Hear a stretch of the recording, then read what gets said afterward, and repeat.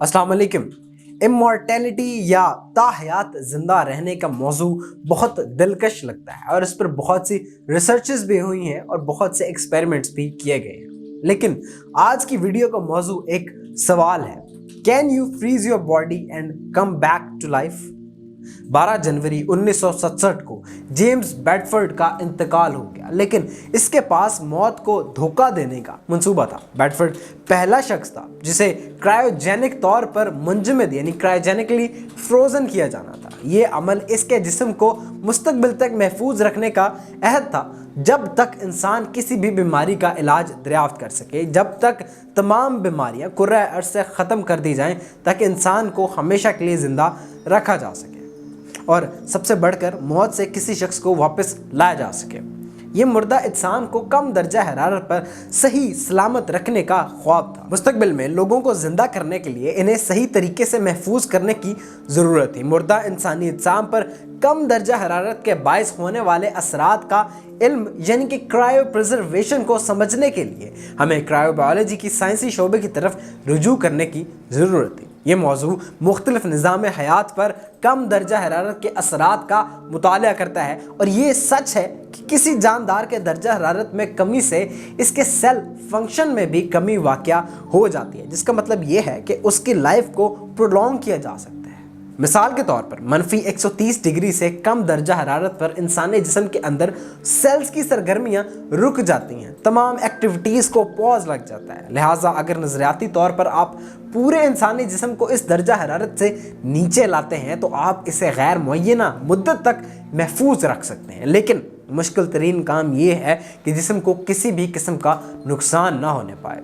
इंसानी जिस्म के अंदर तमाम सेल्स नाजुक नहीं होते और बहुत से जानवर एक्सट्रीम कंडीशंस में जिंदा रहने की सलाहियत भी रखते हैं। जैसे मछली की कुछ अक़साम 0 दर्जा हरारत से भी कम में जिंदा रहने के लिए एंटी फ्रीज प्रोटीन्स का इस्तेमाल करती हैं और मेंढक भी ये सलाहियत रखते हैं। इन पर तहकीक करके साइंसदानों ने काबिल ज़िक्र टेक्नोलॉजी तैयार की है, जिनमें से कुछ पहले ही तिब्ब की दुनिया यानी कि मेडिसिन की दुनिया में अमल पैरा हो रही हैं। ताहम मुहक्किकीन अब भी बर्फ़ के मसले को बेहतर बनाने से मुअज़्ज़म करने के लिए क्रायो प्रिजर्वेशन टेक्नोलॉजी को बेहतर बनाने की कोशिश कर रहे हैं। बहुत से क्रायोबायोलॉजिस्ट इस मसले को एक नुक्ता नज़र के साथ हल करने की कोशिश कर रहे हैं, जिसे वेट्रिफिकेशन कहा जाता है। ये टेक्निक इंसानी जिस्म को बर्फ़ का बनने या इसके सेल्स और टिश्यूज़ को फ्रीज होने से रोकती है ताकि इस पर बर्फ़ की तह ना जम सके, और इसकी खातिर ये क्रायो प्रोटेक्टेड एजेंट्स यानी कि CPA का इस्तेमाल करती है। जबकि दीगर क्रायोबायोलॉजी के रहनुमा असूलों से फ़ायदा उठाने के लिए तरतीब दिए गए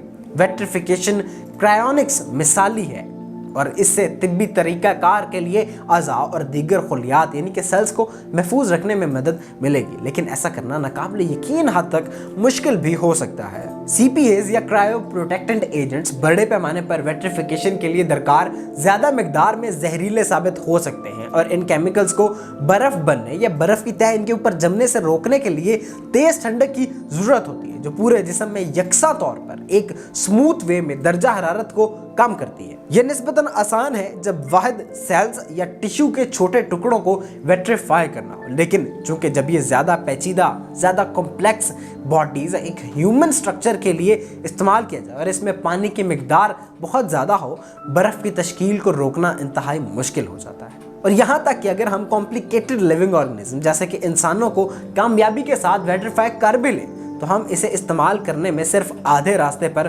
पहुंचेंगे, क्योंकि वेट्रीफाई किए गए टिश्यू को यकसा तौर पर गर्म करने की भी ज़रूरत होती है। उसको पिघला कर उसको नॉर्मल स्टेट में लाना है, वापस उसकी असल हालत में लाना है, ताकि बर्फ़ की तश्कील को रोका जा सके। या जब उसको पिघला रहे हैं तो जो उसके बॉडी पार्ट्स, उसके ऑर्गन्स, उसके टिश्यूज़, उसके सेल फ्रीज हुए हैं, उनको एक स्मूथ तरीके में वैसे ही पिघलाना है, वरना वो सेल्स टूट सकते हैं और जानदार की मौत हो सकती है।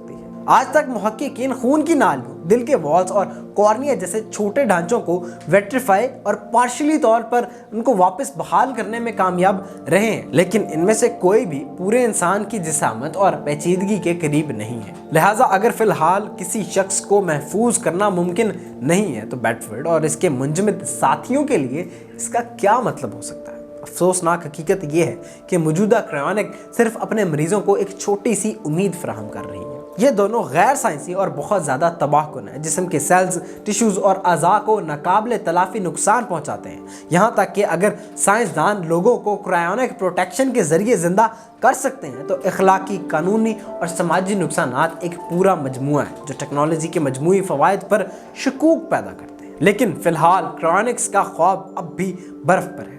اس طرح کی مزید انٹرسٹنگ اور انفارمیٹیو ویڈیوز کے لیے ہمارے چینل کو سبسکرائب کریں، ویڈیوز کو لائک کریں۔ شکریہ۔